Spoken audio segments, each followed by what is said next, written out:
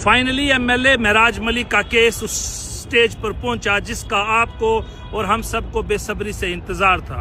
अब सब लोग जानते हैं कि 8 सितंबर 2025 को एमएलए महराज मलिक को पीएसए में बुक कर लिया गया था। उसके बाद उसकी डिटेंशन को चैलेंज किया गया। जम्मू हाई कोर्ट के विंग में इसकी प्रोसीडिंग चलती रही, लेकिन ये केस की सुनवाई जो है वो ऑनरेबल जस्टिस मोहम्मद यूसुफ वानी साहब की अदालत में चलती थी और उनका हेडक्वार्टर चेंज हो गया, वो श्रीनगर आ गए। तो लिहाजा इस केस को भी श्रीनगर उन्हीं के पास सुनवाई के लिए शिफ्ट किया गया।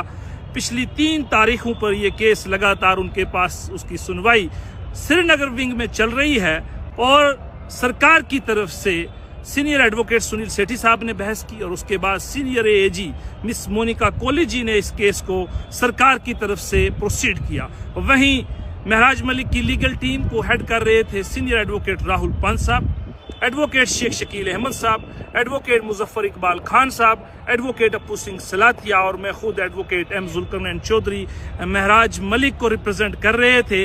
लिहाजा आज इस प्रोसीडिंग की इसकी तमाम प्रोसीडिंग्स को जब सरकार की तरफ से कंप्लीट किया गया तो महराज मलिक की टीम ने रिबटल अदालत में महराज मलिक की तरफ से रखा और इस तरीके से आज ये प्रोसीडिंग कंक्लूडिंग स्टेज पर पहुंची और कंक्लूड की गई। अब जज साहब इसका फैसला लिखेंगे और वो फैसला जो भी फैसला होगा वो आप सबके साथ शेयर किया जाएगा। फैसले का हमें और आप सबको इंतजार रहेगा। जो ही ये फैसला आएगा तब ही तय होगा कि महराज मलिक का डिटेंशन क्वाश होता है या नहीं होता है। इसका अब फैसला सिर्फ और सिर्फ honourable mister justice Mohammad Yusuf Wani साहब ने करना है। लिहाजा हमें और आप सबको इसका इंतजार करना है कि आखिर कितनी देर और फैसले में लगेगी। फैसला आने पर ही ये तय होगा कि महराज मलिक जेल से बाहर आते हैं या नहीं आते हैं। लेकिन इस पूरे केस की डे 1 से लेके आज तक आप लोगों का सहयोग, प्यार, मोहब्बत हम सब के साथ बना रहा, उसके लिए हम सब आपका तहे दिल से शुक्रिया अदा करते हैं। ये सपोर्ट, सहयोग इसी तरह हमारे साथ बनाए रखें। फाइनली एमएलए महराज मलिक का केस उस स्टेज पर पहुंचा जिसका आपको और हम सबको बेसब्री से इंतजार था। अब सब लोग जानते हैं कि 8 सितंबर 2025 को एमएलए महराज मलिक को पीएसए में बुक कर लिया गया था। उसके बाद उसकी डिटेंशन को चैलेंज किया गया। जम्मू हाई कोर्ट के विंग में इसकी प्रोसीडिंग चलती रही, लेकिन ये केस की सुनवाई जो है वो ऑनरेबल जस्टिस मोहम्मद यूसुफ वानी साहब की अदालत में चलती थी और उनका हेडक्वार्टर चेंज हो गया, वो श्रीनगर आ गए। तो लिहाजा इस केस को भी श्रीनगर उन्हीं के पास सुनवाई के लिए शिफ्ट किया गया।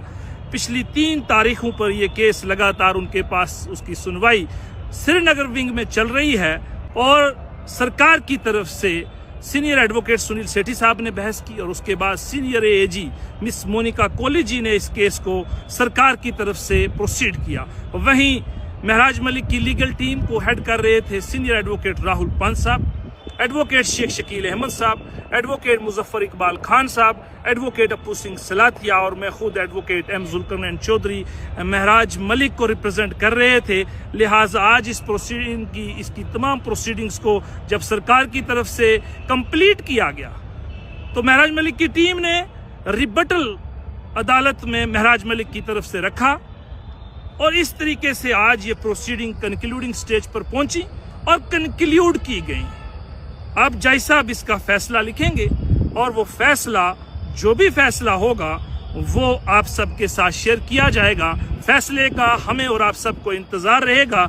जो ही ये फैसला आएगा तब ही तय होगा कि महराज मलिक का डिटेंशन क्वाश होता है या नहीं होता है। इसका अब फैसला सिर्फ और सिर्फ honourable mister justice Mohammad Yusuf Wani साहब ने करना है।